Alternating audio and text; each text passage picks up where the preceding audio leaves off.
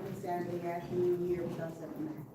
We at the Museum of African American Art Collections are dedicated to highlighting and preserving important works of Black art from the homes of private collectors. And we do this through digital and physical exhibitions, just like the one you're in right now. But not only do we preserve and highlight the art, but we also want to cultivate our next generation of collectors through educational programming, much like you'll experience today, school partnerships, and artist residencies. Today we have a really great conversation for you today. The topic is Collector as Patron, Supporting Art and Artists. So I'm going to be welcoming our esteemed moderator, Keith Scriven.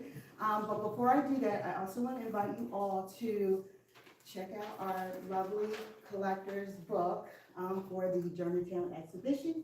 This book is free with a donation of $15 or more, so please stop and check out the QR code before leaving and grab your book today.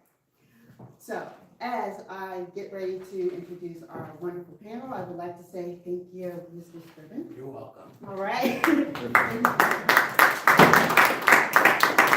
Keith Scriven is a master jeweler, gallery owner, and leathersmith. His journey through the seas of Philadelphia's art world has been uniquely his own. Scriven landed alongside the shores of a burgeoning Old City, Philadelphia circa 1993 as a master jeweler who had studied his craft by day through Bailey, Banks & Bill as the head in-house jeweler and design production, and by night in an intensive apprenticeship with his mentor, Oscar C. Robinson, the first Black jeweler on Philadelphia's Jewelers Row. He invested his savings into a property that would soon become, and I meant to ask you this earlier, Disney. That was the best mistake I made. Designers Gallery. Designers K&S Gallery in the Old City. What made Scriven's flagship boutique so unique was that while glass displays on the floor were filled with exquisite pieces of fine jewelry, the high white walls were adorned with eclectic original works of art from Philadelphia's new art scene, including, always, a space for the city's most promising young African-American artists. As Designers Gallery went on to start a new age in Philadelphia's arts and culture, it was Scriven's footprint as a founding father of First Fridays and a board member of the Old City Arts Association that led to an explosion of young creatives moving into Old City, establishing it as ground zero for art and design. Scriven's true legacy was the creation of a true community of artists, gallery and studio owners that will go on to be the backbone of an exploding arts and cultural real estate scene. As the accolades started to arrive, such as Philadelphia Entrepreneur of the Year from the Chamber of Commerce, Philadelphia City Paper's Artist of the Year, Philadelphia's Most Influential Under 40 by the Philadelphia Tribune, Keith began to field offers to represent the city itself and curated hundreds of exhibits of local, regional, and national and international artists. He also began to tour the country representing our city in New York for media, press events, promoting Philadelphia on behalf of the Greater Philadelphia Tourist and Marketing Corporation, curating exhibitions at the Philadelphia Convention Center, Visitor Center, and the Urban League, and fundraisers like for the American Diabetes Association, School Arts Program, and various programs for inner city youth. I almost skipped it out. By the time the century turned, Scriven's reputation and property value soared.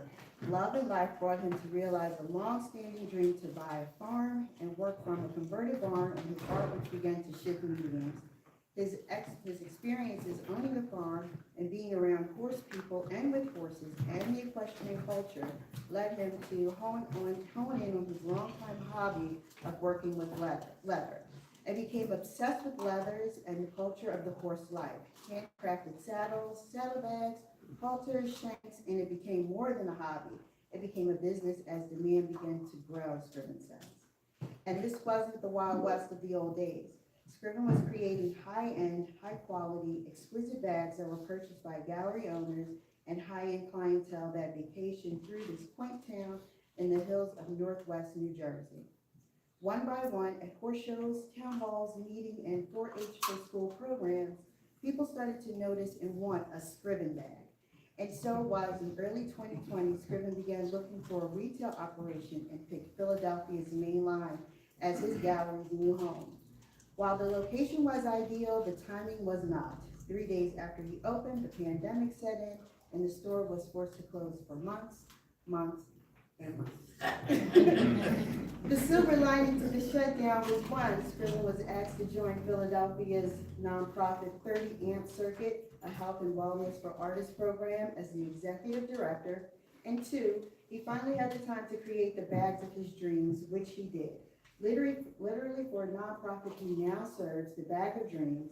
These collections went on to win accolades for innovative fundraising and fans all over the tri-state area that invested in their own Bag of Dreams. When life gives you lemons, you make lemonade, Scriven likes to say. He continues, I was in a foreign country surrounded by horses. I love pageantry and costuming that goes with horses and saddles, and it's all truly functional. And I always loved leather because to the animal, the leather feels like an extension of themselves. And that's what I like to put into my bags and leather products. They all look, feel, and smell great. They are all high-end in terms of style and brand, but they all fit just right and serve a function as an extension of the horse and or human. I give you Mr. Scriven. I don't know if I can follow that. Thank you. Thank you. Welcome, everyone. I'm really honored to have been asked to be here and a part of this event. I think it is crucially important, and this room is a great example of like minds, clearly, who feel the same way. I actually did write that. I actually did write that, and I don't know if it's really representative of who I am. I don't want to hear it again, read like that ever. But because through it all, what I know is all of that is a result of a desire to survive, a desire to not be stopped, a desire to not be told I can't do something. I had already decided out of college I was going to be my own person and not work for another entity to the degree that I couldn't control what I wanted to do each day. And my biggest perk from day one was I always loved how friends I had that were in the hair industry had off on Monday. So I decided I was going to sync my schedule with people in the hair and beauty industry and be closed on Monday. And what that brought was a freedom that allowed me to decide, hey, what am I going to do today? And without a pressure on myself, I found myself building Mondays as that investigative day. I would go out, go places that I was interested in seeing what it was all about, businesses I may have been interested in just eyeballing. I could actually go inside, and I would go to coffee shops and sit, and I found that I would always meet people, and I would always make a connection. And Monday, that special day off, became a networking day and a day to talk about whatever might be going on to this new person I just met who I had no idea of knowing how they could fit into my world and how I could fit into their world. So a big part of who I am now and who I've always been has come from my parents. And when we think about today's topic of collectors as patrons, it can be very confusing. And I think there's a lot in that little phrase to be built upon and investigated. But having the parents that I had, I could always look to something that was going on in our life to keep a distinction at the time I had started business in the early 90s. And for example, I was starting an art gallery where I wanted to promote and sell my jewelry. I was opening an art gallery because I didn't have the funding to create enough jewelry to open a jewelry store, and the majority of my friends were artists, and I happened to live in Old City, Philadelphia, where there was a active art scene going on under the current. So my mom came to work with me, and she worked for Zion Baptist Church's big entity, Reverend Leon H. Sullivan. And she was in charge of his schedule and everything about his existence, pretty much. And she made sure that he operated. And when we were building Progress Plaza, when I was a little kid, I remember meetings, going to the church and meetings, and how my mother did what she did. I did notice, I didn't know what it was, but I did notice how important she was to everything all the time. And then they started building the other building, the North Philly.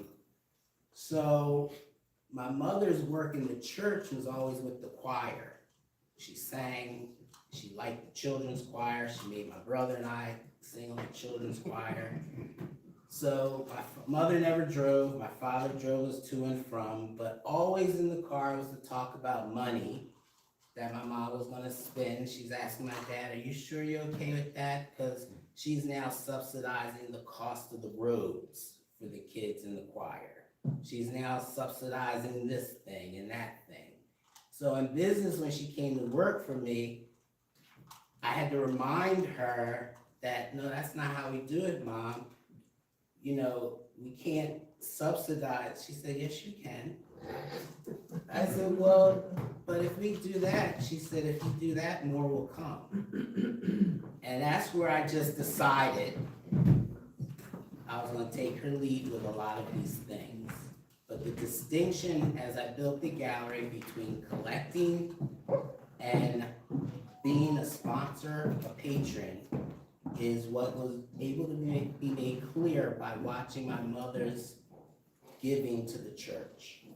Because there wasn't anything she was getting in return, except the fulfillment to see what she was doing bring something to fruition, to give children an opportunity to whatever it was.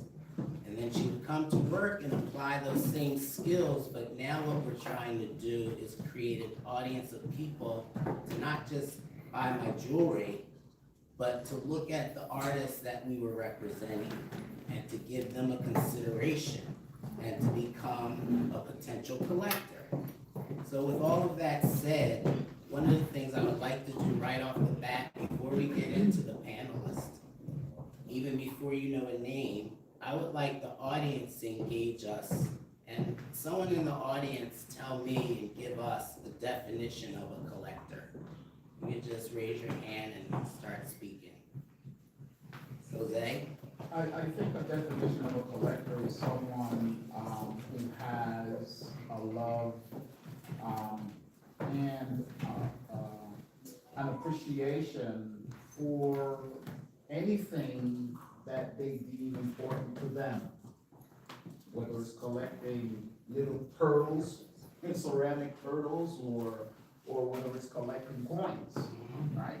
So if I'm a collector of coins, I'm doing it because I love it, I appreciate what it stands for, and I understand the value of it, and therefore I am a collector. Okay. Someone else have a definition?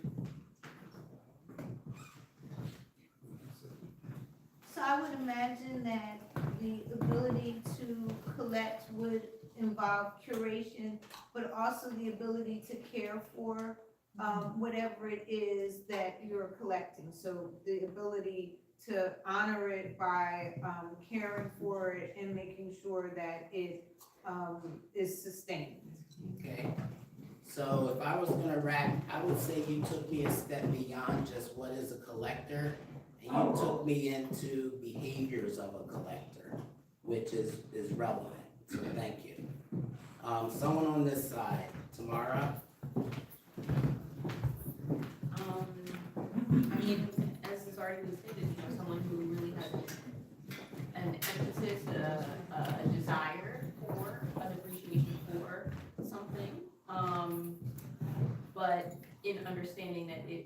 two-way street, that the collector is now sort of, yes, maybe perhaps giving money, but also receiving this particular piece, this object that has some value to this person, and honoring that. And with that said, why doesn't someone give me the definition of a patron?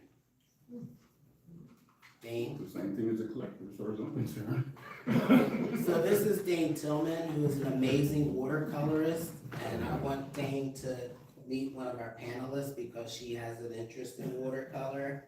So that is definitely Jose Seaborn, but, so, and already that connection right there, like, wow, we're in this room together. It's kind of incredible. Adrian, I look at a patron as a supporter, okay? a supporter who collects. And to me, the importance of it all is to build a legacy so that other folks can learn the reason why you are supposed to collect and be supported. Okay, so now we're gonna look at, let's see, now we're going to introduce our panelists. And in a casual way, we have Sterling Silver. I'm sorry, Sterling Johnson. My buddy is Silver Sterling, and I'm dyslexic. I battled with that my whole life. We have Daryl Cleveland, doctor. And we have Gail Sydney Berkshire. Barksdale. Doctor. I was trying to do that by memory, and I'm bad with names, and I did that for effect because in meeting people, one of the things that's hardest for me is name retention. And in this line of work, it's so crucial, so I just try to practice it. I'm never embarrassed about getting it wrong, because eventually I get it right from memory. Adrian brought us into a mix of what I would say is collector versus patron. And I want to start with Sterling, because actually Sterling stumbled into my art gallery when I was first starting in the 90s. And he was such a breath of fresh air. Was I already working for you in jewelry? I think I introduced it to you, I because think I you brought her did. by your jewelry store, and she had me with her. I think that's right. So thank you. He was a patron of mine. Why don't you give the audience an idea of what it was like when you first realized that you had an interest in art? And why don't you give them a little insight as to how you saw yourself utilizing your interest? So I came up and I knew some artists, and for me, art was something you saw in a museum. It's something very much unattainable. And I was very much an appreciator of art, but I couldn't afford it. I hadn't had my degree yet. I certainly wouldn't make enough money to have disposable income. But I really liked it. So they used to have a show in Rittenhouse Square called the Rittenhouse Art Show. And I met an artist there by the name of Sylvia Walker. She did watercolors. And I bought a piece from Sylvia Walker, and I hadn't any money, but I really, really love this piece. I said, Sylvia, I don't have enough money. Can I get the piece? And she said, well, you can pay on it. I said, I can pay on it. She said, yeah, you can pay on it. It was $165.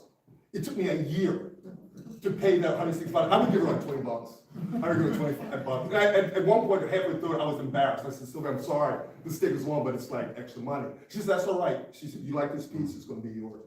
So it's always been about supporting and I've tried to meet the artists, get friends with the artists.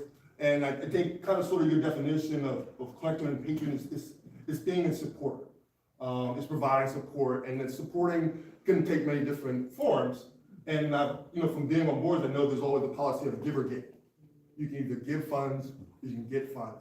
And you can always get more than you can give. You can buy one piece of art, but if you introduce that artist to a collector, who then introduce that art to collectors, then you're multiplying your connections, and they're not just your buying a piece, but the friend you introduce them is buying a piece, and their friends are buying a piece. And that's kind of how I've worked my relationship with artists. So, with that said, I took us back to the 1990s, and that Rittenhouse Art Show was a very prominent show where artists not only were launched, but came back every year to repeat clients and support. And a lot of their careers would become on a yearly basis based on that event. So let's take that 30 years down the line, and I'm just estimating. And Sydney says to Sterling, my kids are grown. I've always been interested in art. I want to start meeting artists, and potentially, I will not answer that part because I don't know what her reason, but I do know that conversation took place. So not only is that 30 years later, what has Sterling done to help art and artists in the in-between when he's now about to bring this woman who's saying, I have money and I'm ready to buy? That's basically the interpretation.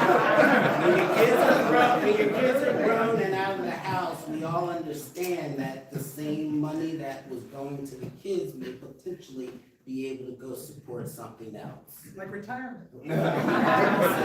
So why don't you give the group an idea of how you view yourself as a new collector, always an art lover, person who really gravitates to women in art, person who likes thematic art, not so much a static portraiture of someone, but that person maybe in life's routine that they may have, an action that they may execute, but that type of capturing of a theme. And then getting into watercolor and mixed media. So what's the phone call? Where's the phone call going that you made? Where did that go? To Sterling.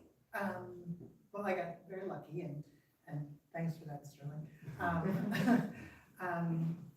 Soon after that phone call, Sterling set up a meeting for Linda Gale Sanders and I to meet, and we had sort of coffee. And then I got to see her work, and not only did I fall in love with her work, but I kind of fell in love with Linda as a person, as this exuberant, passionate artist who couldn't help but storytell as she was telling us about her work and showing us new pieces and things that she was working on. And I ended up buying a couple of pieces that day, and then when I went to pick those pieces up, because they weren't done, and she wouldn't release them until they were done, when I went back, I bought a couple more, and I was like, oh, maybe it's just her. But it's not. I realized since then that, I was actually very lucky that my parents collected art, and so I grew up with my parents being patrons of artists as well as politicians, but we won't go there.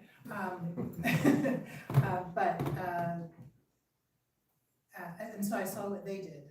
They sometimes anticipated the needs of artists. They sometimes provided supplies. They sometimes provided a workshop or a workspace. And it wasn't always strictly financial. It was sometimes emotional. Sometimes it was, having coffee and listening to frustration. So in that vein, I knew that model, and I saw a different model through Sterling, and I've created my own. So that's where I landed.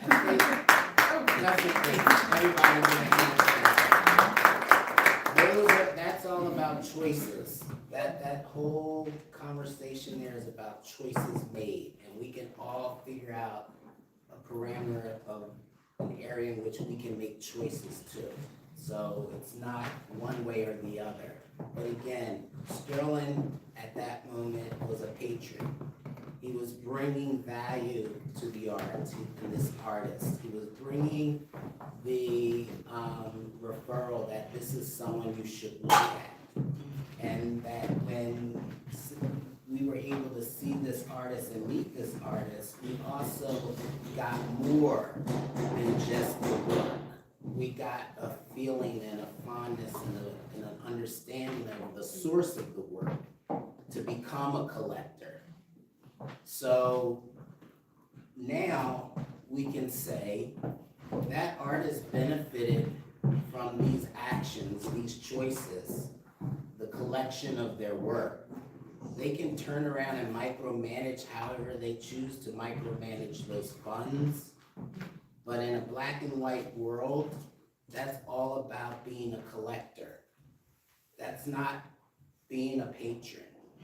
It's being a collector and making a choice to purchase. That's all about, the introduction is all about being a patron. It's all about providing and setting the stage by which this occurrence could take place.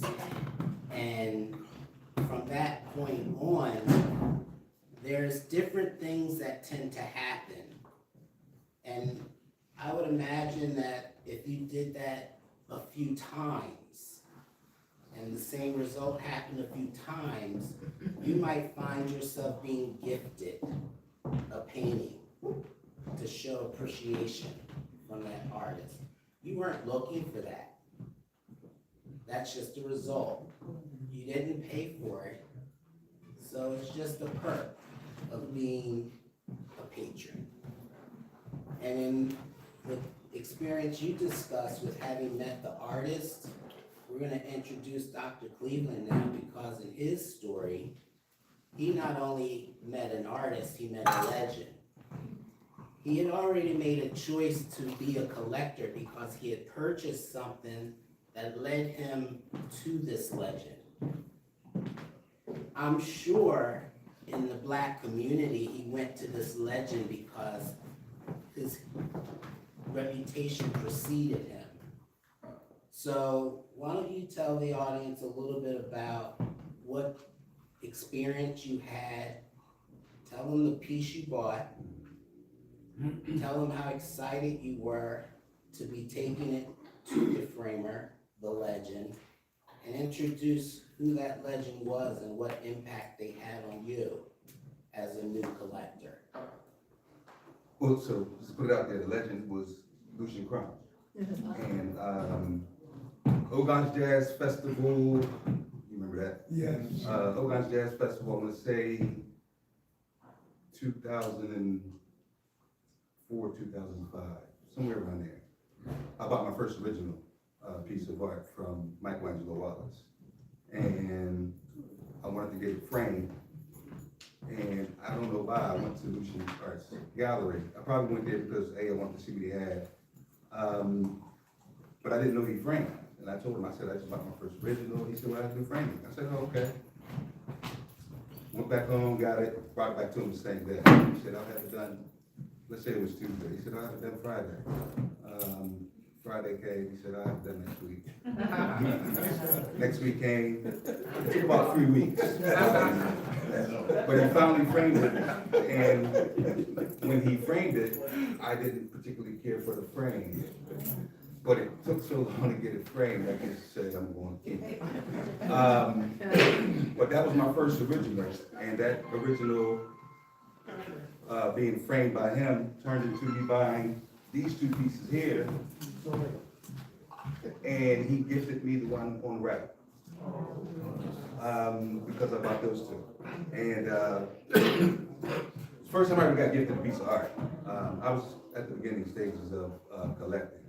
At the time, I had no idea I was going to become a collector and then a curator. But that experience with him, and then when he passed away, I still had that frame. That frame on that first piece of my first original. Because he framed it, then he passed away, so it will always stay in that frame.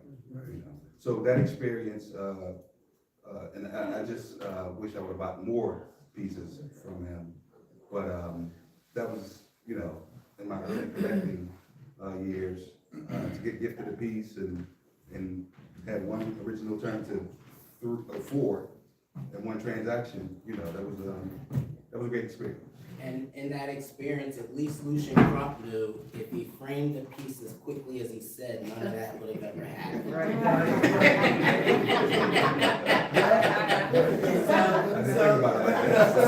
So just so you know. there's a method to the madness. We all have to develop them because otherwise, he knows what you don't know. And what he knew that you didn't know, because you told him by discussing an original you wanted to frame, he knew you had an interest. And that word interest is something that is so powerful in the discussion we're having, because when I put on my true patron hat, I find that I become very quiet and private and laser focused on what I'm about to do because I've taken an interest. And the interest now outweighs everything because the interest is connected to the difference I know I'm about to make. I use that technique often as a way to balance myself out because I saw shrink at one point in life, like many of us have. And I saw my shrink for a good year and a half because I needed her to help me process and how to deal with being happy and having success. And it was a difficult thing for me because to admit I was happy or thought I had a little success made me mentally soft. And I like to keep myself in a place of challenge because without the challenge, it's harder to motivate myself. It's all internal and it's all connected to choices, you know? So I have to choose so much of the time how to make myself feel, you know, grateful. In the arts, and I'm gonna use one of the artists in this room as an example. I can look around the room, I see people that I have major history with. People who have done exactly what I've done. People who have been artists at a time I've been learning about becoming a business person, becoming a collector. And the short of it for me is that when I was starting in business in Old City, I felt a lack of what others in the neighborhood had because of my age. In the neighborhood was a gentleman, Richard Rosenfeld. He had Richard Rosenfeld Gallery. He was doing things with huge corporations and he was quiet about it all, but you knew if you knew Richard. We had the Snyderman Gallery. We had Pentamente Gallery, Gallery Joe, like all these white-owned businesses who were polished and looked like they knew what they were doing. And I had the ability to do it just as well, but I had a chip on my shoulder about my age. So what I decided, I was also at a very early point on able to have Mercer Red Cross across the street from me. So it was like an immediate sense of, I could breathe a little bit. And Mercer had a way of the Red Cross way. He operated as a machine in a certain way. And I was a little different from Mercer because I didn't aspire to do this. I was choosing to do it and had to really educate myself and be authentic, but get good at it too. So I'm saying all this to say, as that young kid with the chip, I was like, what am I gonna do to set myself apart? And I decided that every show people walked into, every First Friday, as we were building First Friday, I would have red dots, sales, already, so that we could start the month knowing that it was off to a good start. Now, if Adrian Moody or any one of my other early clients didn't come in, that red dot would be me. But to the artist, it didn't matter. It was a red dot. To me, it didn't matter because if it was me allowing myself to say, I can buy it. I already knew I wanted everything all the time. So that was my tool. And starting to be able to build a way in which artists got paid and artists had a way in which to fuel however they chose to use that money. That's where I bring it up, because the conversation is going to go into the fine line and the crossover between collector and patron, and how you can be both. It may not be every sale or every isolated incident, but we all turn around and we do things of patronage, I'm sure, every day. And it counts, it matters.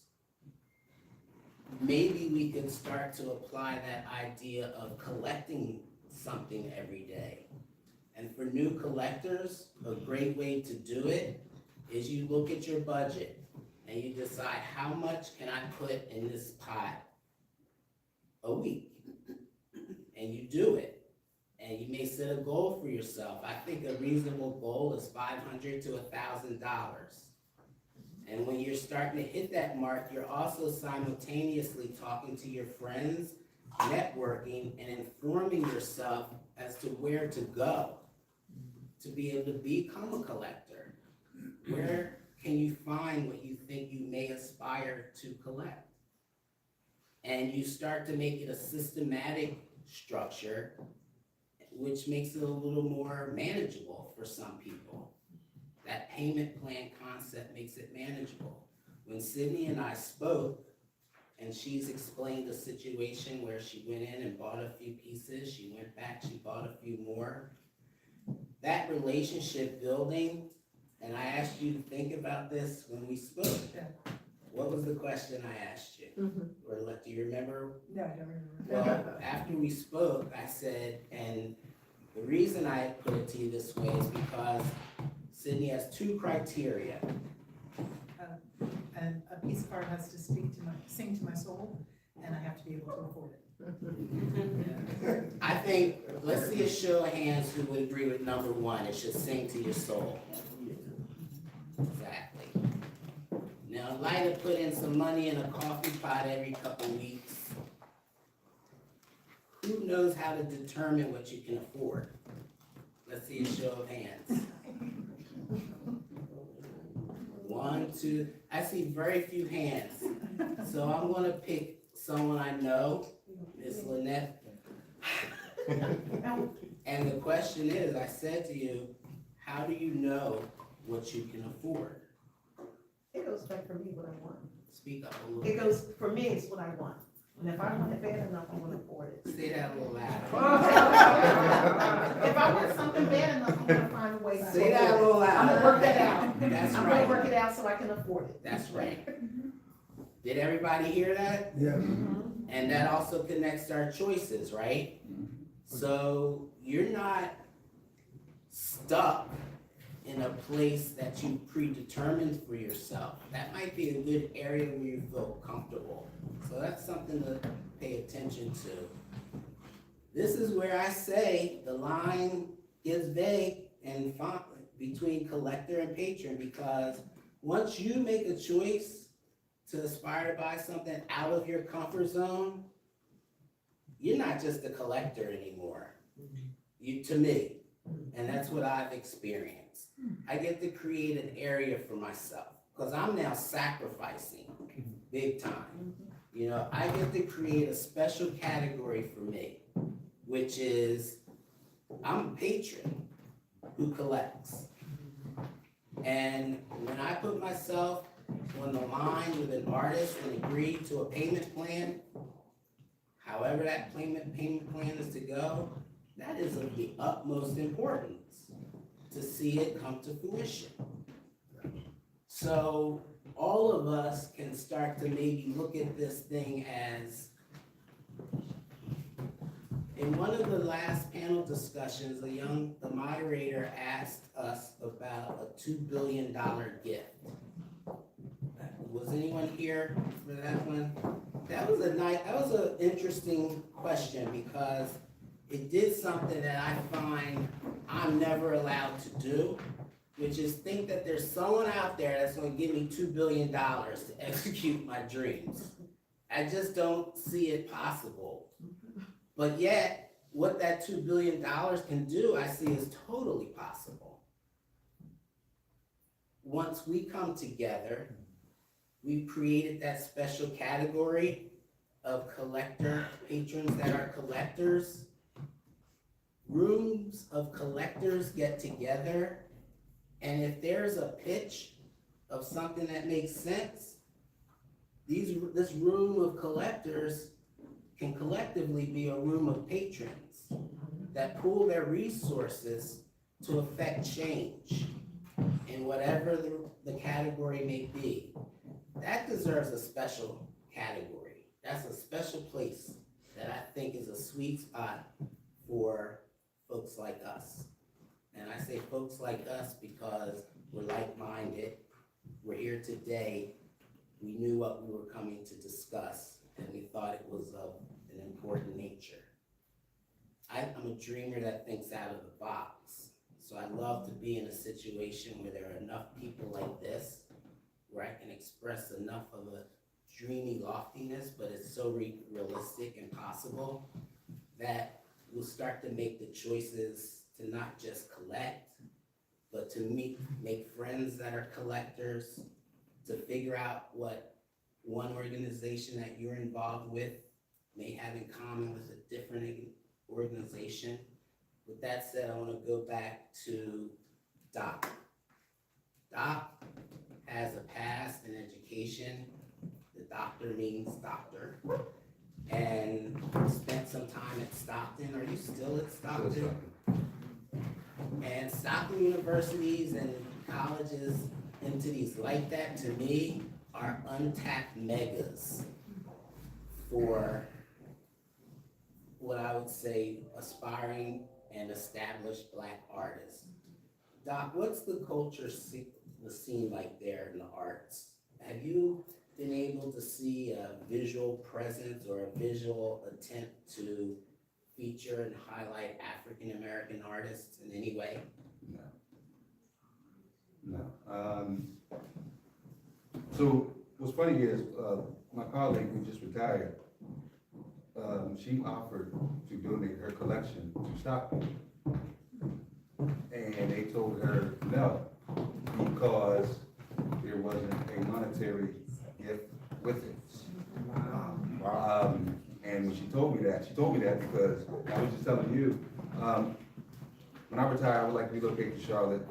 Ideally, I want to establish a relationship with HBCU and donate my collection, because it has to go somewhere, and my kids don't want it. So they'll turn around and sell it for $50 on the dollar. So I would rather donate it to an institution that's going to curate it and appreciate things of that nature. So she told me that because she said, regardless of the institution, they might reject you if you don't give a monetary gift to help preserve it and curate it. You know, so that was very surprising to hear, disappointing, that I might have a hard time giving my art collection away to an institution, specifically HBCU. So I know I went off rails a little bit. That's okay, but it's staying on to the point that I want to open it up to the audience and ask, who sees a remedy? Is there anyone who has an insight? I was gonna ask, do they have an arts department? They do. And that's who you guys are in communication with? Probably the upper administration, president, provost. But yeah, she's one of the largest collectors of Woodrow Nash. She has a very large art collection, her and her husband. And she communicated probably with the president and the provost. And unless there was a monetary gift, and when I say monetary, Did they say substantial how much? monetary gift. Like, They didn't say how much, but I'm pretty sure 150, 200,000. Well, the monetary gift is, I guess, for preserving, conservation, security, keeping it, yeah, all of that, storage, literature. Is that what you're supposed to not only give of the art itself, but also to keep it, safe? This is what Stockton University wants. And my guess is other universities Do the same. will probably say the same thing. So, and the reason why she brought that to my attention is she basically to say, it's like, and it sounds funny, it's not gonna be as easy as you think to give your collection. Lynette, To donate your that's, collection. That's, wait a second, go ahead. yeah, what you're describing is not uncommon. And, I'm on the board with the Montclair Art Museum, and we, recently had a substantial gift offered. And, after much debate, we said thank you, but no thank you. And this was, 8 figures worth of art. But it was gonna require, we had to build a new gallery for it. And then it had to, and then you build a gallery, then you increase your security costs, utility costs, all those things. So it's required, and everybody here should keep this in mind as collectors. The institution has to take care of it, so you want it to be a gift and not a burden. If you are in good health and of age, then get a life insurance policy, make it payable at the time of your passing and to the trust. Because you should put your art in trust, don't give it directly to the Well, yeah. institution. Yeah. I'm gonna stop you right there, cause you're going into another panel discussion. We'll get into, I'll pause that. Because I'll pause that, we'll keep it on warrants- topic. It warrants. But yeah, so the point is, that's not uncommon, it's something that you have to do. My question, and then I'm gonna relinquish, because other people have questions too, is, along that line, there's patronage of individual artists. We've all talked about that. We have, artists that we love and we wanna help them to be successful, and we introduce them to other collectors and, help them with things to make sure that they're able to do their work. And then there's patronage in the institutional sense. And that's where I was going with it. Right, so, yeah, let's talk, about the comparison between the two. I think they're both important, but, what kinds of things can we do to strengthen the infrastructure and make sure that the whole thing stands well? And the reason I brought that up and related it to HBCUs as well, I find that collectors, people like yourselves, are going to learn what you just verbalized. That's something I'm glad I didn't say. I got you to be able to voice exactly what exists. But I find these collectors segue into patronage could be the advocacy of how to make those things possible. That advocacy would involve fundraising, capital. You ever heard the expression real estate poor? You know what that means? The majority of art collectors are real estate poor, art collection poor, okay? So there has to be a way on all of these levels, lack of a better word, to liquidate a percentage and diversify. But as a way to fuel your efforts in the bigger picture. Because I'm in the same place. I have a massive art collection. I personally know there is nowhere I can donate it without there being a liquid element. With that said, I'm not the one. I'm not giving you my art and the ability to take care of it, but I agree 100% with establishing trust.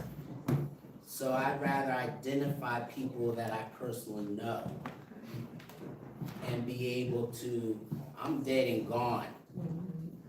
It's more likely that you figuring out your own network could benefit your collection. And the idea of it going to that pre-existing place, it's just become less and less and less. You almost can't even gift the painting. This is kind of something you said that when you were in the old city, that you felt inadequate because of your age, were you too young or, I wasn't from an art background. right? I was young, and there were existing businesses that had already been in existence and established for decades. So I wasn't unrealistic, you know, I wasn't educated, but I had what I call my eye. Gotcha. And my eye has proven to be a good thing for me and for clients and people I've cultivated, and, you know, we've grown together Yes. through a lot of this. One of my first experiences in business as a collector was buying a piece from Jose Seaborn back in 1996, I believe it was. So that's 30 years ago. Today, as I've grown in my career, he's excelled in his, and he's now inducted into the American Watercolor Society. So he's a signature member. That means he can write after his titling of his signature on his piece, AWS, to a collector's world. That means a lot. About 4 years ago, he was working to get accepted into what gave him that signature membership. And I was lucky enough to be at that event with him. And then a few years he submitted and wasn't accepted. And he called one day and he's like, Keith, I gotta get in the show this year. It actually opens April 7th in New York. I don't know if he said it or I said it, but I own a piece of his I bought on payment. And her name's Hope. Amazing watercolor. We decided to enter Hope. She was done in 2000. So now, 26 years later, Hope is bringing him into the show because she was accepted. So, now, just to tell you and embarrass Jose, let me tell you how black people mess up. You ready, Jose? That N-word got the piece delivered late. And guess what that meant? It was now not in the running for one of their awards. Now, I know through the conversations he shared with me, through his point person there, and as that was going on the cryptic way she emailed him, trying to get it, I know he lost an opportunity, i.e. we lost an opportunity. We'll never have it again. Yeah, she's in the show, we're happy, but we have to be so thorough with what we do. This is no different than how mom and dad told you gotta be 10 times better. It's always, all the time. Had he had a different complexion, I am positive she would have still got the award. So the work we both need to do this time up there is just be present and be seen and to network and to discuss the great things he has to discuss. And as collect. I want to address to Sterling specifically the question of institutional opportunities for patronage, because I know Doc's not new to this, but I think you've been doing this a little longer. Yes, he has. And so in terms of not a specific institution, but in terms of supporting the infrastructure. So, you know, I've been to parties back in the 90s where you go to friends and they have these humongous houses, and you go and look in the living room and they have a velvet painting of a tiger on the wall.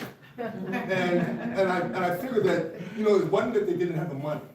They didn't have the knowledge they didn't know. So then I took upon myself to then let them know. So I used to publish a newsletter that I used to send out every 6 months, and I would go up and down the East Coast and name all the African American shows between Boston and Richmond, because I figured they were within a 3-hour drive, and I would send that out to all my friends. So at least it, you know, included in the New York Black Fine Art Show. Because I figured if you get more exposure, you around it more, you learn more, you can learn to appreciate it, and then you can find somewhere in those shows for artists that speaks to you, and that is within your price level. So I figure I try to increase the knowledge and the information that was out there, so people couldn't say, oh, I don't know. Oh, I don't know any artists. Oh, I don't know where to buy stuff. You couldn't come around me anymore and say you didn't know. Right. Because I took care of that. This gentleman in the gray sweatshirt there. Yeah, just an observation. So I'm not sure where I sit, because this one says she calls me a collector. I just like my stuff. Ski comes over to the crib and he says, hey, would you consider, right? So I'm just getting the stuff, Right. right? And I'm digging my space. So this is all fascinating because it's an inside look, right? At both ends, right? As patron and collector. An observation, like with each of the stories, there's relationship. Yeah. Right? I mean, there's capital in relationship. I love that about our people when we exercise it.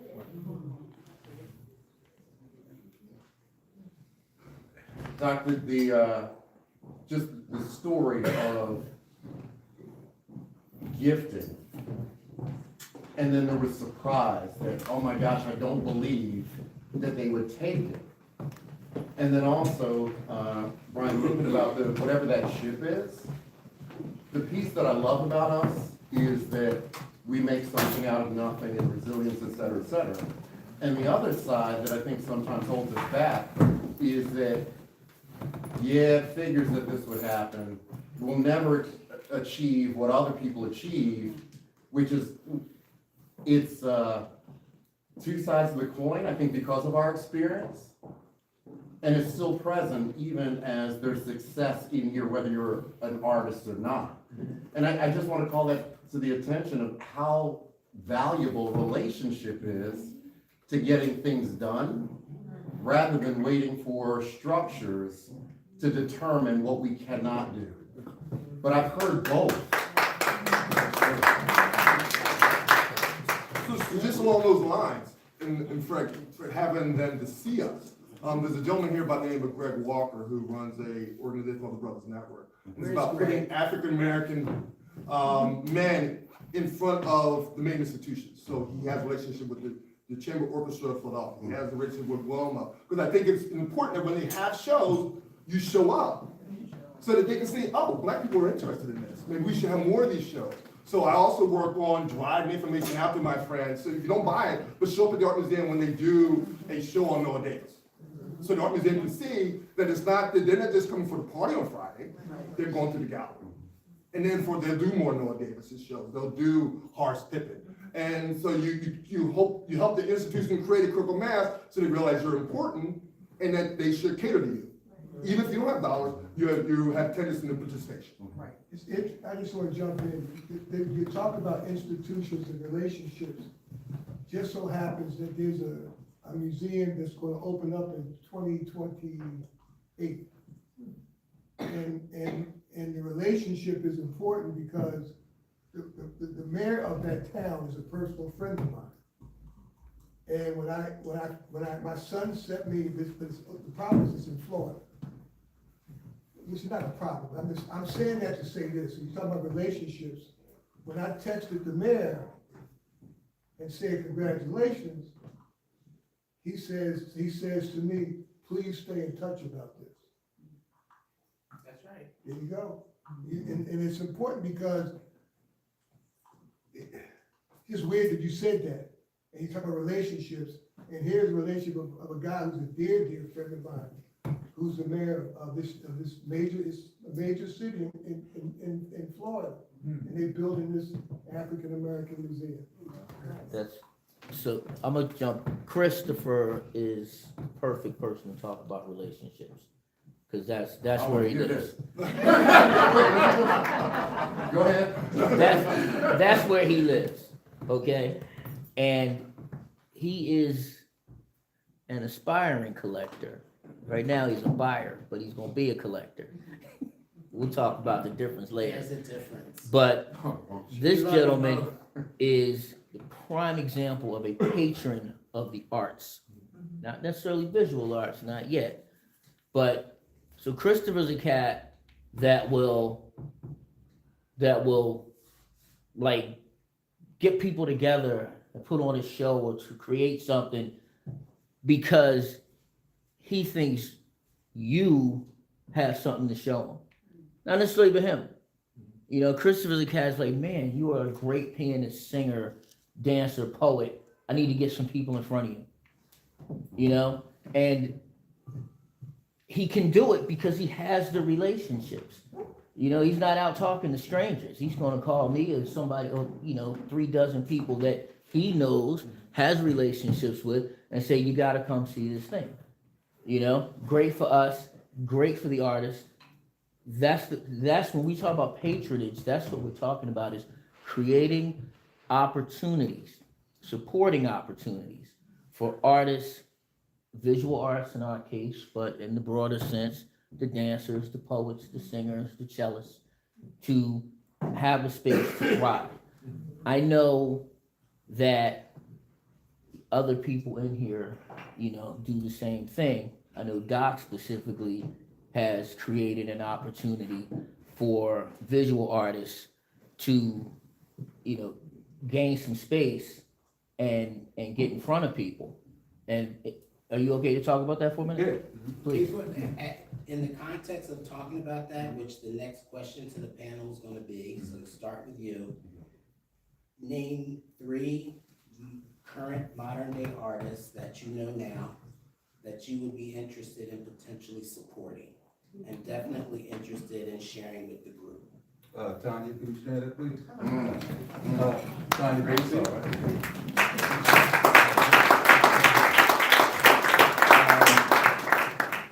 Talk about relationships. Tanya had a piece that I wanted to buy at a show. What was the name of the show in Baltimore? It was in Baltimore, it was unapologetically black, and Yeah. it was at Baltimore Harbor. At the Baltimore Harbor. And I saw the piece, and we went to the ribbon cutting ceremony.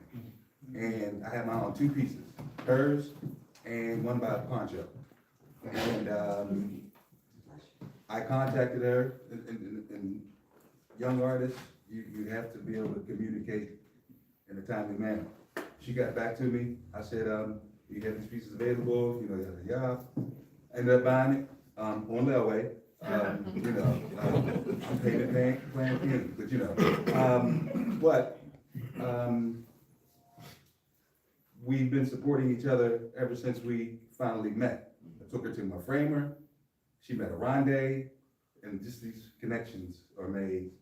She's getting resources, she's giving resources, you know. So Tanya's one. Another artist whose piece I just paid for, took me 2 years. Sanusi, who's in DC. His artwork is amazing. It's all cloth. Kind of like all paper, but he does all cloth. And you think it's paint, it's cloth. And the details, it's amazing. And another young up and coming artist, I would say, he's not really young, he's been in the game for a while, but Brandon Jennings in Pittsburgh, amazing artist. And he's one of those artists, he doesn't just sell his art to anybody. He appreciates the collector that's not gonna put it by the, on the wall next to the window, the sun hits it. You know, he really wants a collector to be knowledgeable about placement in the house and you know, because he wants the person to take care of it, because he feels like he's giving away his child. He's done with it, you know. So those would be the 3 artists, yeah. Sydney, same question. Okay, I'm gonna cheat a little bit. Okay. So the first is Linda Gale Sanders, who I mentioned earlier, just because my heart is with her. And the second 2 currently have a show, well, it's closing today, I think, isn't it? And Ubuntu. So, but I got to sit with Sherry Shine and Tamara when I was at the last MAAC event. And I just loved her work when I went to see it. And Yolanda Ward, who's sharing that same show. They're actually gonna be staying open a little bit, so after this is over, you guys can go down there. I brought some cards. I stopped in before I came here, so you can grab one of those, but it's well worth seeing. Sterling, same question. Well, I'm gonna cheat a little bit, but I'm gonna piggyback on what Sydney said. So Linda Sanders is a real good friend. In fact, before I came to this event at 10 o'clock this morning, I showed up at her studio with two friends who had seen her work at the last MAAAC event. And I said, hey, I can get you in this year's studio. So they met me over there at 10 o'clock this morning. They walked through her stuff. It wasn't intended to be a buying session, but they bought something. They put something down. Because I just think Linda's just great people, and I just love supporting her. But one of my oldest friends, and I just like hanging out with him, is Joe Barker. I have so many Joe Barker pieces that it's not, I've given Joe Barker pieces out as gifts because I don't have anything space to put them in my house, but Joe is just, he's just a funny guy to be around. He's just, you know, I've hung out, you know, if I can say this, one time Joe was like, I'm gonna be in the girly bar at 12 o'clock sketching, so you can meet me there. And part of my payments was like, so you don't have to give me much money, you know, give me like $50 and a bottle of potato vodka. And I'm good with that. And so for a while, my transactions with Joe were potato vodka. But I really like Joe because he thinks like he's an artist. He lives by his art, and to, you know, as a professional, and to make that you know, that dollar every week to pay your bill is different in your engineer, your lawyer. To be an artist and so dedicated, that's how you're gonna pay your bill, is you're gonna be out there every day on your hustle.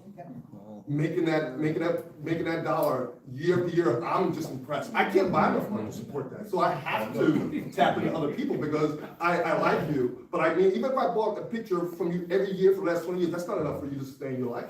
I have to pull in other people. I have to infect other people with this obsession that I have with artwork and buying art. Next question, I'll start with Doc. If you were going to have friends visit you over a weekend, where would you take them around the city to see art? I would take them to Rondé. I would take them to Gallery of Mid. Anybody not familiar with Gallery of Mid? I'm not familiar. Not familiar? It's one of Philadelphia's best kept secrets. And the reason why I asked that question is because a lot of collectors don't even know about Gallery of Mid. And it's just mind-boggling. This man has over 10,000 square feet of African art. In Glenside. Just Google it. Yeah, you'll find it. Gallery of Mid. Where else would I take them? I would take them to Movies Gallery. I'm sorry, excuse me. I would take them to see my framer, Mr. Walker. You know. Okay. Let's say some. But just real quick, it's just only been in the last 2.5 years. I was real guarded and protective of my collection. Where I didn't let people in my house. It's only been in the last 2.5 years that I really started opening my doors and having lots of people come in. One of my cigar buddies, he said, you know, we thought you was embarrassed when nobody at your house because you lived in the back. I said, no, I'm just protective of my stuff. Like I don't really talk about my collection. Like a lot of people don't even know I'm a collector. Sorry. Yeah, I mean, you know. But so when you answer that question, I was like, it's just only been the last 2.5 years that I've really opened my home up to people. At first, just people I really know, Right. But now it's a little more, yeah. So, Sydney, same question for you. If you were gonna have guests, friends, where would you take them to see art? But find out where MAAAC is holding an exhibit.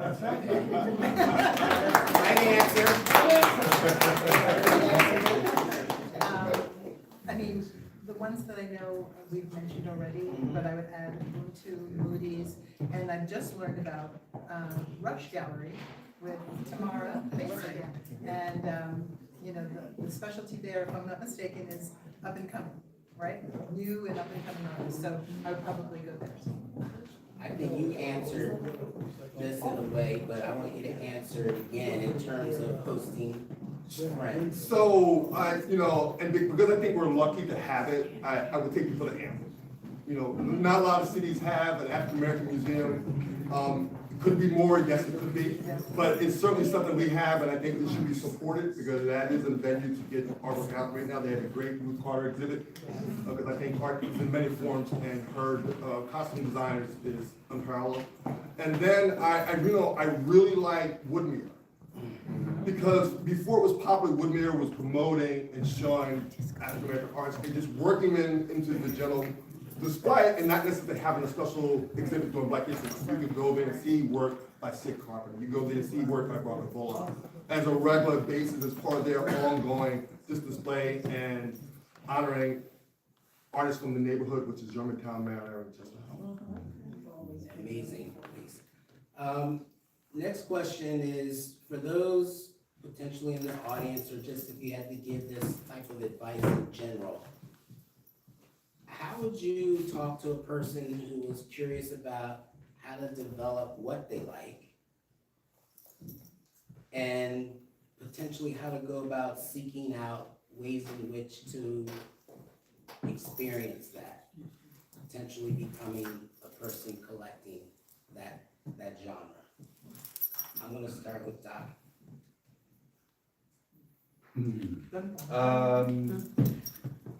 I have 3 rules of collecting. Never negotiate with the artist. The price is the price. You either buy it or you don't. If you think it's too high, then walk away. We talked about this. Dr. Jones, you had the same rule. Don't buy Art to Match furniture. That's my second rule. And my third rule is don't shortchange yourself on framing. You can have a $10 piece, but if you get the right frame on it, it looks like $1 million. But if you go ahead and buy that $800 print and put a Michael's frame on it, or go to IKEA and get one of those frames, you're just doing a disservice to the art. So that's. But the big one for me is respect the artist's price. If you don't like it, just walk away. But I never negotiate it. If I think it's too much or I don't think it's worth it, I just walk away. I don't say, oh man, that's too much. The price is the price.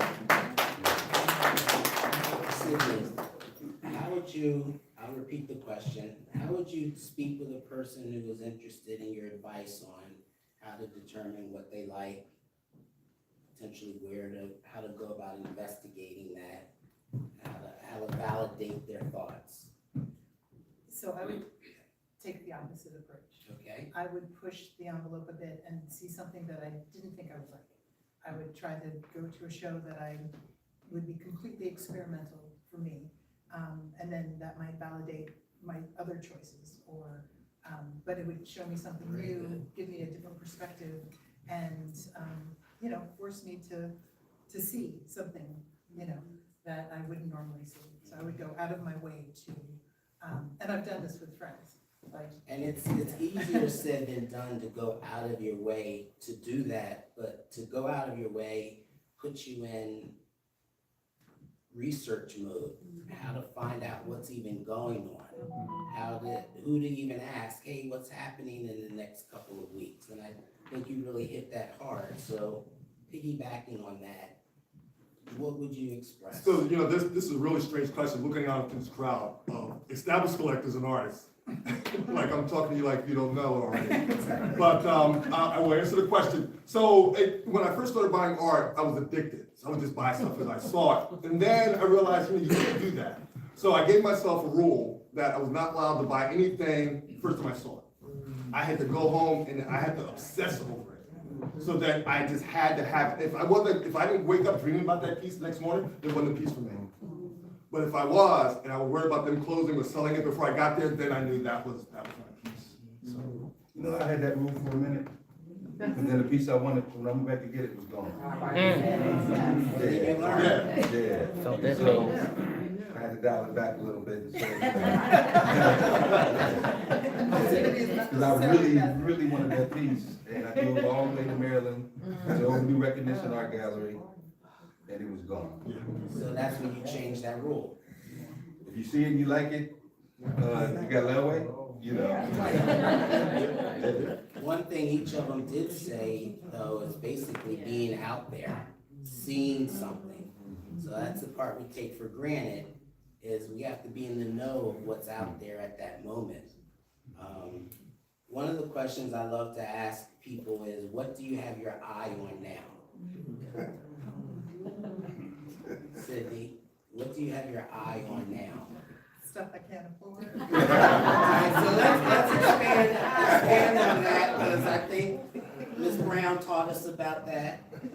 Talk to us a little bit about it without exposing more than you want to. Oh, no, it's fine. Because that's a real feeling. That's one of the most common feelings, is not being able to afford. Yeah. So, two artists that, I don't know how I'm gonna, whatever, but, Lisa Butler and, Stan Squirewell are the two, and you got me. Yeah, I don't know if I've got me. I don't know. But, their work just does something to me, and, do I dream about it? Yes, I do. Wake up and daydream about it? Yes, I do. But, you know, they're lofty goals. So, do you have any insight as to your own way of maybe moving that forward in any way? Will you aggress going to see some of their work? Yeah, I'm waiting for two deals to close, and then then I might. So it sounds like you're the type of person that you want to be prepared. Uh-huh. Okay, that's another important issue of collecting, preparedness. Yeah. And sometimes that means, like I have a feeling, Sydney, if I'm gonna buy it, means I have the money in my pocket, as opposed to someone who says, if I see it, I'm gonna get it. And that may involve relationship and discussion with the artist and a potential payment plan, which you've heard more than a few times has been utilized. So I think we can all give up on that notion that payment plans don't exist. It's a relationship-based scenario. What do you, Doc, have your eye on? Both of these young ladies here, but also Kevin West, the artist in Indianapolis. Now, Doc, you've mentioned a lot of places you've gone off. When I travel, I go to galleries, or I reach out to artists. Years ago, when I discovered the ENS Gallery, I said, I don't know why I would ever go to Louisville, but if I ever get there, I'm going to ENS Gallery. Went to Louisville for a conference, and I was there when they first opened. And that's how I found out about Sherry. So Sherry Shine's been on my radar since 2025. No, I'm sorry, 2024, when I first went to ENS Gallery. They had an exhibit there, and so she's been on my radar ever since. And, but Kevin West, I keep seeing his stuff on social media, and his stuff is really amazing. And I can't wait to go to Indianapolis, because I already got a plug to get into his studio, so. I hope everyone's hearing all of this, taking notes and committing a little bit to memory. Well, and you mentioned the word earlier, it's an addiction. Yeah. So again, everywhere I travel, I find a gallery or I'll reach out to an artist. And I bought a lot of my pieces from artists when I travel. And you build a relationship with them. You go, artists have taken me to lunch, then take me to their studio. And next thing you know, with this person for 5 or 6 hours. But they gotta sell, I got some art and you have a new relationship. How about you, Sterling? So, just like you said, I'm always looking for opportunity to see art. So earlier this year, I went down and saw the Giant Show, which was in Richmond, at the Virginia Art Museum. But I'm never losing an opportunity to see the show. So I take the train down and I go through the Amtrak station in Richmond, and they had, room off to the side, they had an art show. It's like, oh, this is interesting. I go in there and I see this work by this young artist in Richmond, Virginia, and she does this cut paper artwork that I'd never seen anything like it before. And it's so three-dimensional that I was just obsessed with it. So I figured like, okay, I can't buy it for myself. I started to decide, okay, who can I give this to? So I bought 2 pieces to give, and I had them set up, but now I'm thinking, I think I really want one of my own, you know? So I'm gonna probably reconnect with her and see if I can get in a piece, but they're really good stuff. I can't think of her name last time. Last name is Smith. Can't think of her first name, but Nicole Smith. But yeah, she just fantastic artist. I'm gonna ask the same question to the audience. Yes. Show of hands, someone's hand, what do you have your eye on right now? Is there a piece or an artist you've been following that you want to share with the group? This is a strange answer. But I would collect Dane Tillman. Thank you very much. Why don't you let them know a little bit about that artist? Okay. Tell me who you are first. Dane Tillman. So anyway, you know, I mean, this is a real interesting observation, you know, and I mean, it's like you guys are talking about artists who aren't in this room, as if we don't matter. I mean, this is my thinking, okay?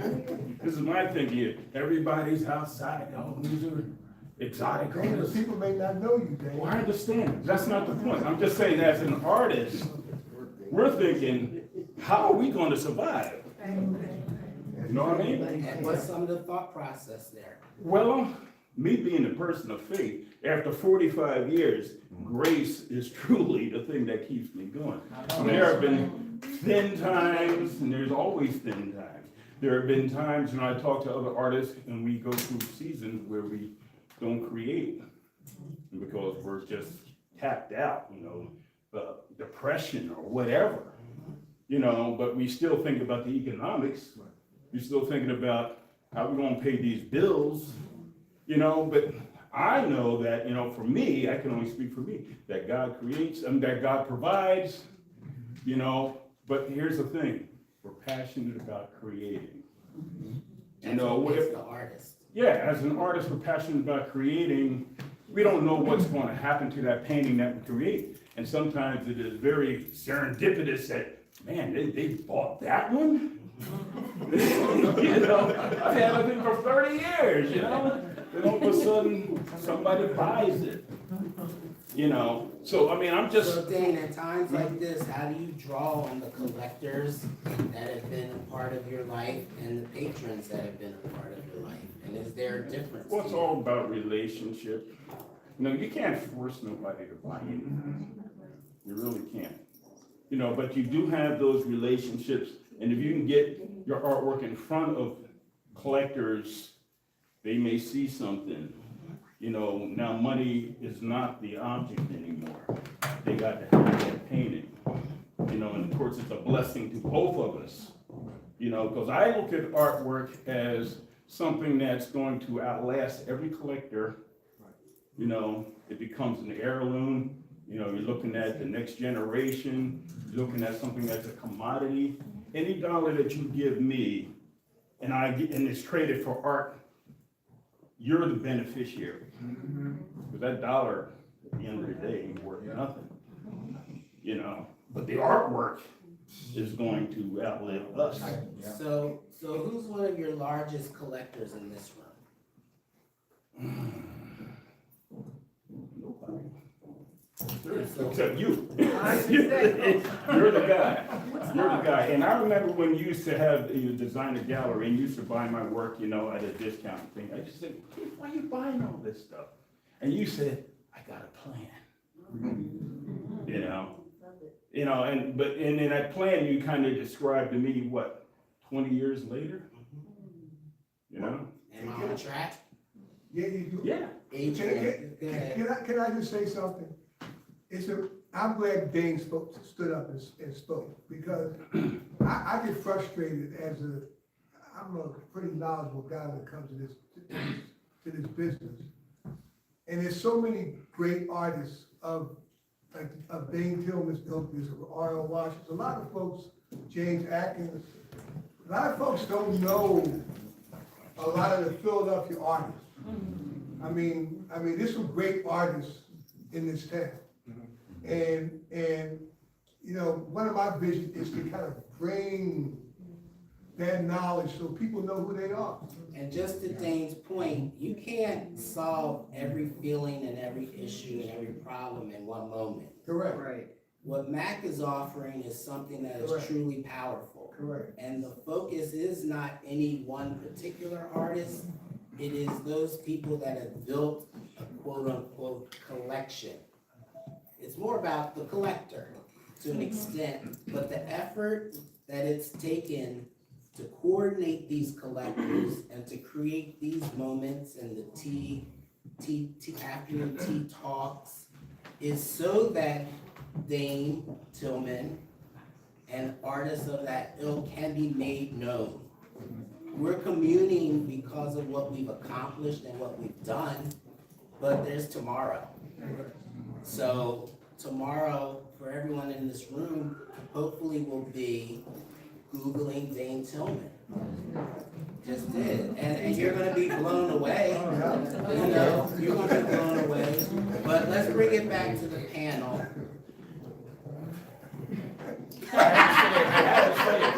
Nothing wrong, it's a part of it. No, I agree with the answer. So I'm not offended by it. I'm in the midst of knowing that what this is a unique way in which to encourage others, basically. And I wanna jump in. So, first to the question, artists I'm plotting on getting some work. I'm plotting, watching it. But, Misty Soul has a piece that I really want. And we're gonna make it happen. So, tell the audience the piece and why you connected to it.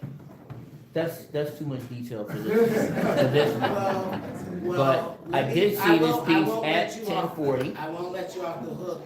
I saw it at 1040 Contemporary. And it's the blue denim piece. And like you, I try not to move impulsively. So, but it's dug in, so I know now that has to happen. Yes, I've had the experience where I missed it, but I still try to maintain the discipline to not buy impulsively because I would run out of money and space. So that's the answer to that question. That's an artist I'm watching. There's a lot of great artists in this room, and all the artists, all the collectors here know who these people are. So let's make it our business to introduce each other collectors to the artists that people don't know.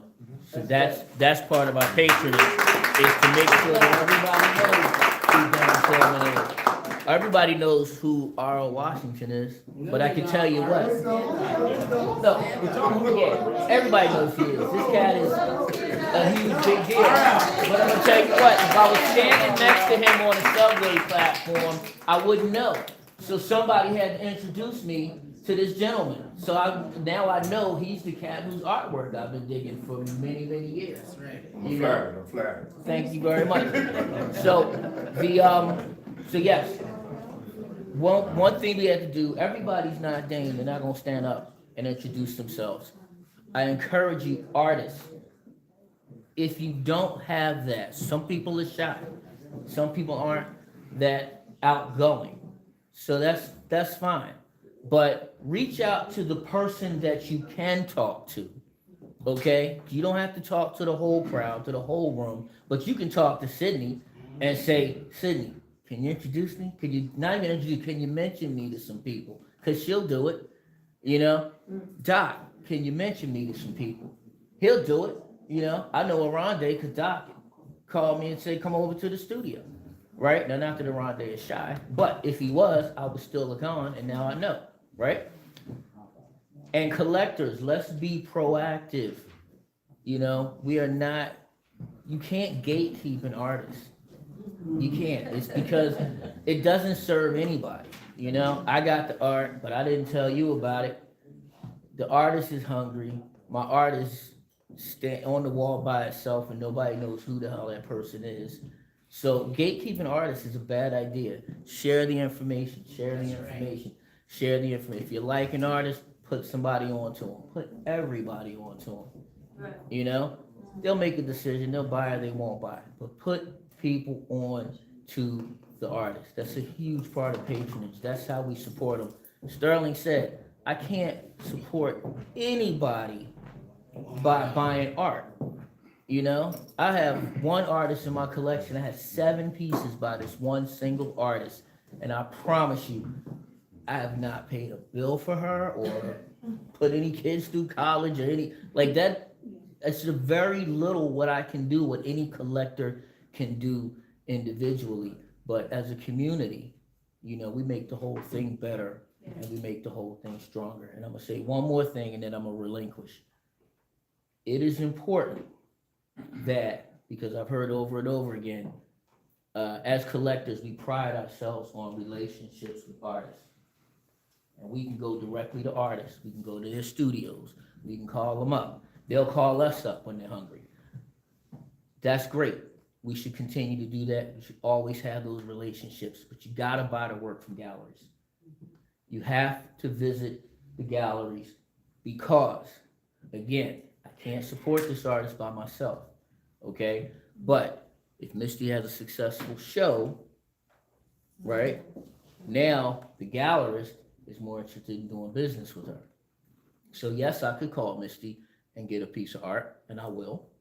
But I could also go to the Misty show and get a piece of art, and then the gallerist, now they want to represent her. They know way more people than I do, and they can do a lot more for her than I can. So in order, you know, it's not a bad thing, and we know the gallery takes. The gallery earns 30 to 50%. That's money they earn. They do that work. They should get it. And sometimes we think, well, if I don't do that, then the artist gets the whole thing. Yes, but I'm gonna tell you, 100% of 0 is 0. Right. Okay? 50% of $100,000 is $50,000. Okay? Support the artist's exhibitions. That's a huge way to be a patron and make sure that they're successful. Nobody's writing an article in the local paper about I went to, you know, RL Studio and bought a picture. They will write an article and it'll be in the paper that he had a successful show at E&S Gallery, Moody Jones Gallery, October Gallery. So we want to spread the word and make sure they have as big an audience as possible so that, you know, like it's a lot of hands make the load light. And that's what we want to do to support art and support the artists. And thank you for indulging me. So on that same vein, let's open up to the audience for a second and draw on someone who has any type of information they may want to share with the group.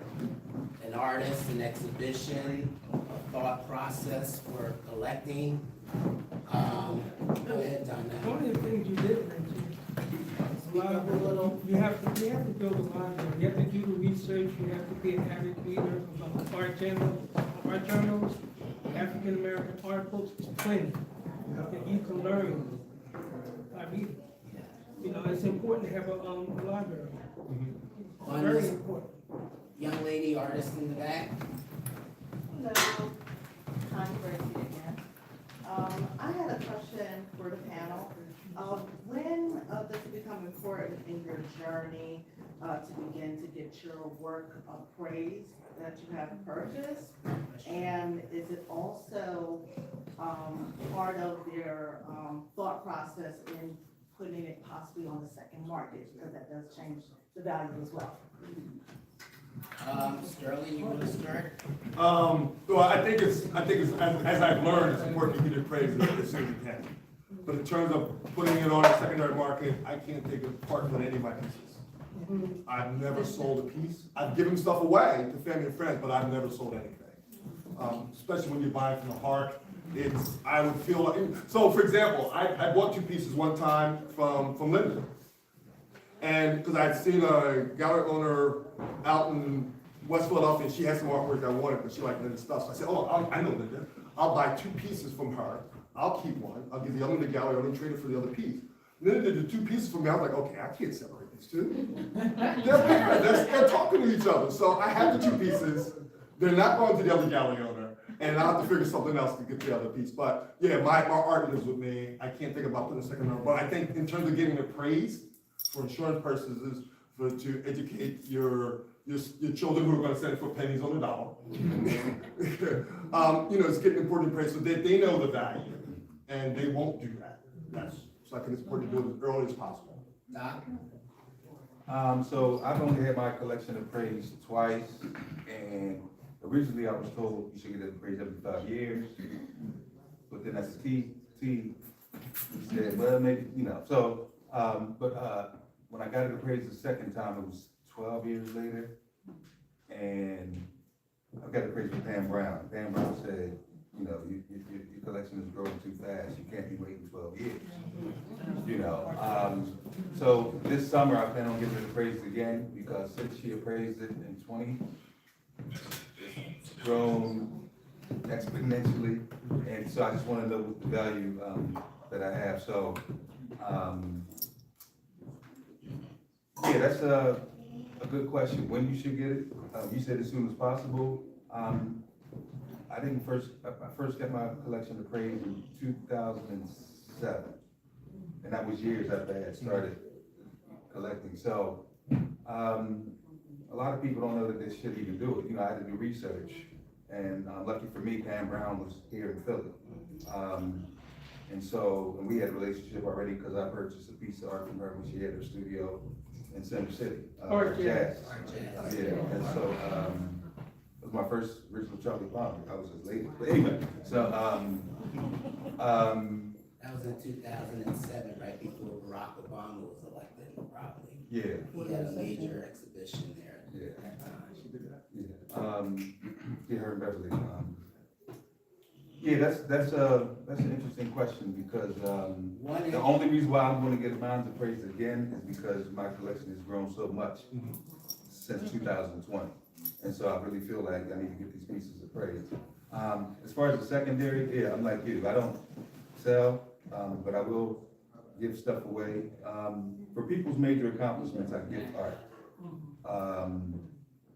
And I'm running out of wall space. No, I've run out of wall space. The only way I can make new wall space is, so I'm moving away from buying prints, and I'm only buying originals now. And so I'm slowly but surely getting rid of some of my prints that I'll be gifting to people for, again, 50th birthday, 60th retirement. Yeah. Good question, you say prints, can you just clarify that for the audience? What kind of prints? Yeah, what do you mean when you say prints? I mean, So that everyone understands. Yeah, open edition, It's a non-original. So fine art, fine art. yeah, fine art reproduction, photography, yeah, not posters, yeah.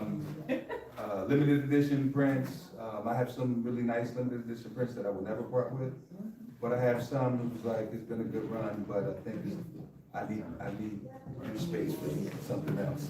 So, yeah, but I won't resell anything, I'd rather give it away. Sydney, same question. So I'm not where these guys are. I have less than 20 original pieces, so I'm still a newbie. And so as I'm putting things into trust for my kids, like I'm creating a trust, it'll be appraised for them. And so I actually have some artwork on loan in my law office. And so that's been insured, but the stuff in my home is just kind of under the home policy, which is not specific enough. So I want to connect 2 things real quick with this question. Doc answered you and referenced not selling work, getting it appraised more often. You asked a question about the secondary market. One of the gaps that exists for an appraiser is to qualify and quantitatively figure out a value. And that's done based on available research. So without getting into a whole conversation about it, many artists, and that's where it's important that artists excel and advance in their careers. And there's a way in which you can justify increases in values. So many people will only look at a secondary market as an ability to create value, but you have to remember that began with the theory that these pieces are so unique and the artist is so dead, potentially, that, you know, it's a different monster than us in a living world working and having relationships with living artists. So the value of Dane Tillman's work, the value of RL's work, the value of Jose's work, the value of your work will increase as you continue to be prolific and you continue to have sales. But just like William said, you could be in a closed studio environment and have the greatest sale of your life and no one's gonna know the difference. I had that experience where I sold a painting for $50,000, which did me absolutely no good, because to say now this artist's work is all worth this back, it wasn't happening. You know, it was a one-off. So there's a gap and there's a whole bunch of information in between appraising and values and things like that. Because truth be told, something's worth what someone's willing to pay for it. That's a topic that we're gonna do a talk on, in depth, selling, how to sell artwork, how to dispose of or dispense an art collection, and appraisals that go with that. It's a big topic, and because we buy passionately, we don't think about it. You know, it's on the news, they talk about, you know, this $15 million for that, $28 million for that, and we hear these things, but the actual selling of artwork is not easy. It is not a market where you can just hit the sell button on your phone. You know, like I can do on my E-Trade account, hit the sell button, and the Nike stock is gone. You know, and I mentioned this at our last talk. You know, when you see something, I'm watching the news, and Dane Tillman just sold for $9 million. And I'm thinking, oh, I got a Dane Tillman. So I run and take it off the wall. Where am I going?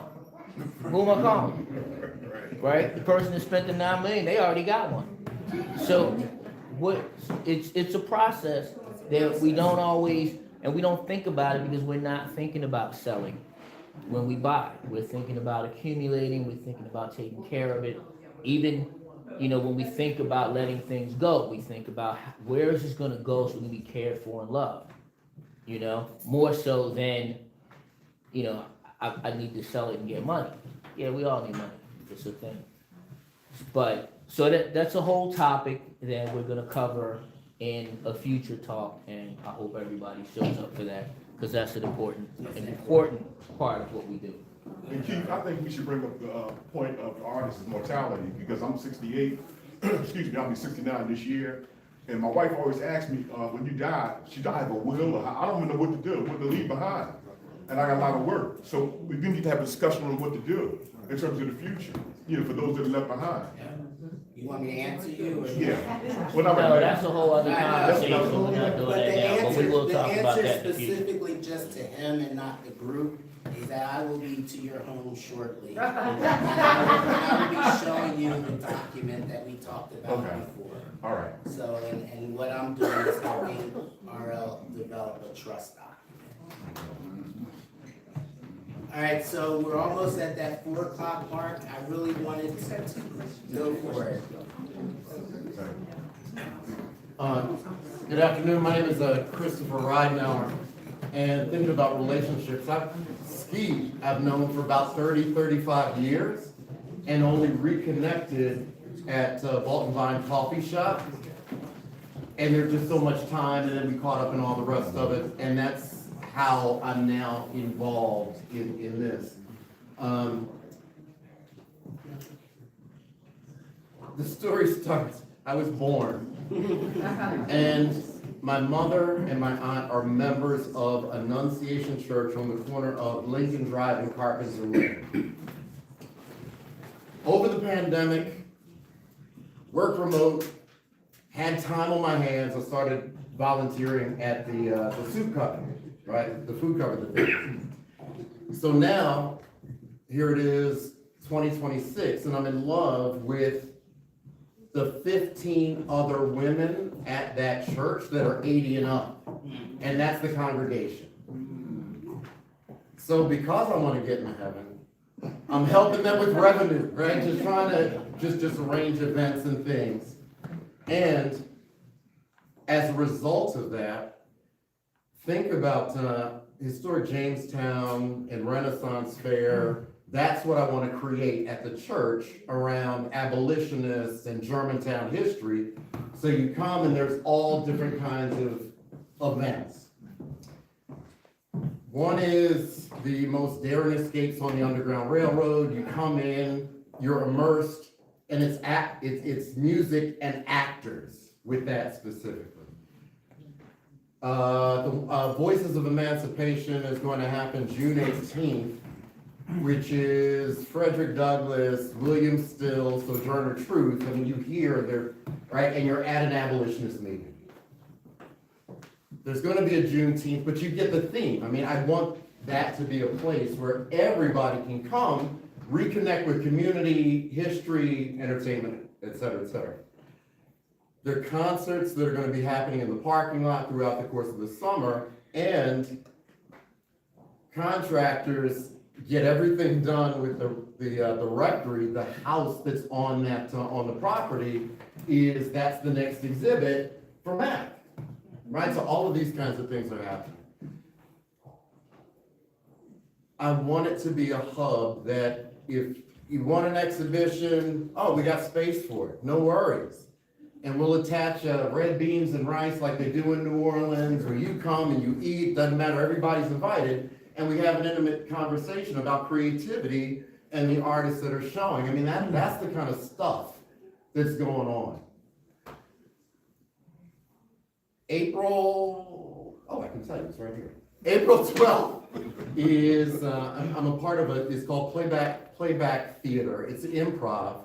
And this is another thing that Skeet and Laura and I were talking about, is that, for instance, so I went to school with Laura, and I haven't seen her father since 1987, 86. And at the event the other night, I came in and said, can you imagine, and this is what playback does, is if you tell the story about how you came to that piece and what it means to you, it's played back in front of you by folk that know how to listen and catch the emotion, and it's 3D. It's 3D art, and it's a community event. April 12th is the next show, and I invite everybody to the show, and not because I'm not making any money off the show, as much as to give you an idea of the kind of things that could be possible in a creative space where all of the arts are represented. All right? Thank you. Yeah, my pleasure. So, just a closing remark from each panelist, whatever that. Oh, Misty, I'm sorry. I'm sorry, I know we're coming to the end, but yeah, my name is Misty, and just as an artist, I just wanted to say that this is a really beautiful space for me, because I talk to artists a lot, but I don't talk to collectors a lot about the effect that the art has on them, or the value that it has for you all beyond its monetary value. You know, on our side, we're coming up with a price where, we're coming to you to collect our art, and we're praying for it to have a beautiful home, but we don't really have that insight into your world after the fact. So maybe you can just influence your final thoughts, but just what is the intrinsic value behind your collecting and your patronage? What's that value beyond money? Well, yeah, no, it's everything. about not being money. It's about the way it makes me feel. I have the different pieces in different rooms of the house. They speak to me at different times about different things. They talk to each other. So I like living in that space.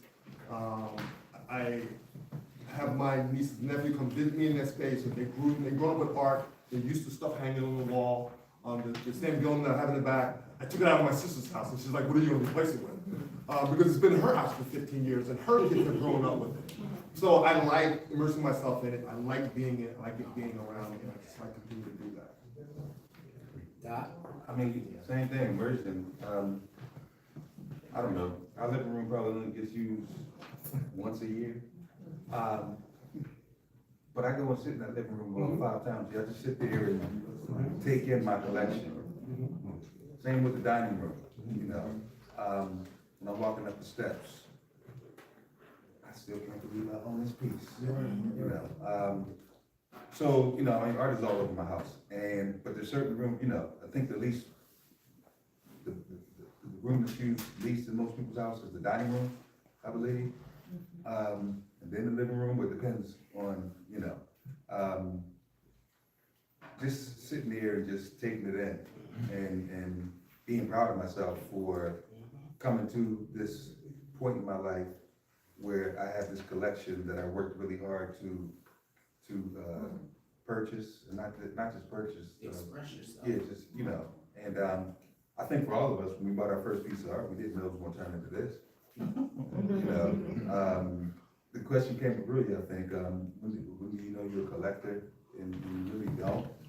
At the cigar lounge a couple weeks ago, a guy says, I have 4 originals, I'm a collector. I said, we have 4 more than most. So that, yeah, you're a collector, you know, but you really don't know. And I didn't know I was gonna become addicted.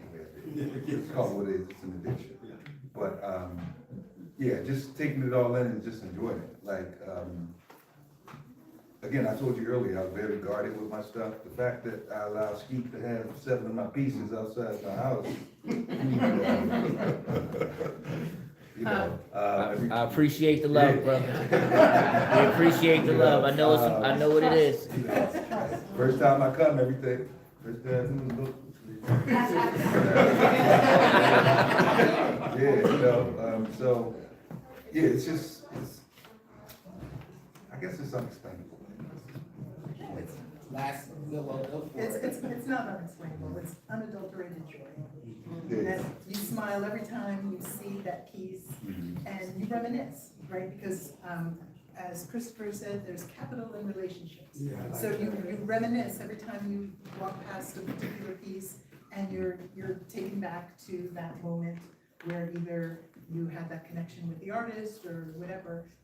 You know, my goal is to have, for the pieces that I acquire, that the provenance is one, right? So that it is from the artist or gallery to me. That's my personal goal.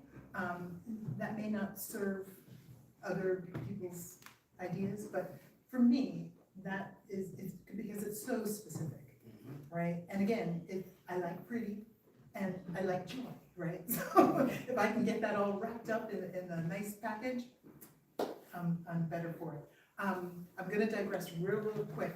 I counted 5 artists, so Dane, RL, Misty, Jose, and Tanya, all right?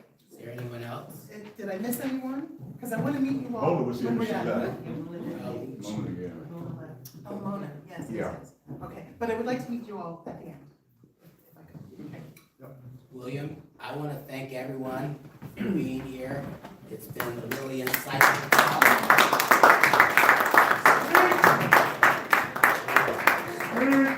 Let's have some closing remarks from the man. Thank you all for being here, I appreciate you. And, yeah, this is going on a lot better than I had anticipated. Of course, I did not undertake the thing thinking it wouldn't be successful, but blown me away. So thank you all for supporting the MAAC. You got a good thing going on, man. Thank you, Adrian. I really appreciate it. From you, it's even more special.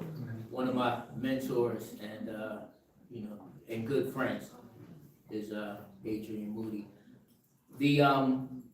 So, the next exhibition we're gonna do is, the new Collectors Show. And that show is going to be for collectors who have 30 or fewer pieces in their collections. 2, 3, 4 of those participants are here now, 1 left already. So we had that to look forward to. It'll go up in May. God willing, and the creek don't rise. It will be at the Church of the Annunciation and in the Rectory House, not the church proper, Lincoln Drive and Carpenter Lane. So keep an eye on us for that. And yes. Can we incorporate in the, earlier one, our artists could come and meet the new collectors? We always, Then we will you're always gonna share have, that. yeah, we'll always have. You're gonna share that, you're gonna list the names So, together. that's thing number 1, next exhibition, well, thing number 1 is thank you. 2, next exhibition. We have the catalog, who's got a catalog? Hold on. This is the catalog of this show. It is your gift free with a donation of $15 or more. So, see me, see Crystals, or Star in the back. Actually, oh, is that one you want? There's a QR code on the table right there. If you want one, just pip it in, pay for it, let me know, and I'll make sure you get it. And go next door to Ubuntu after this, And they are staying. yes, we are going to Ubuntu to see Yolanda and Sherry. If you can help me with those, please. Thank you. So, yeah, that's it. I'm sure there's more to say, but thank you all for being here. I appreciate it. Be safe.